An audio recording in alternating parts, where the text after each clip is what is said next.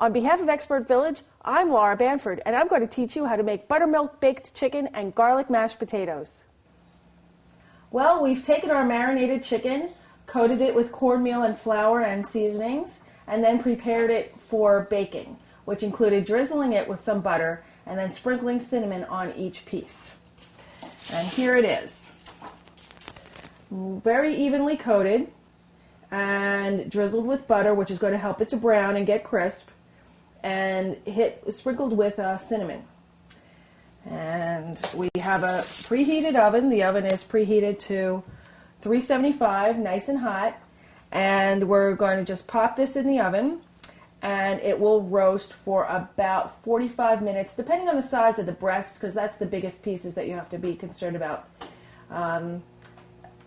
cooking all the way through. 45 to 50 minutes. You don't want to overcook it because chicken obviously really dries out.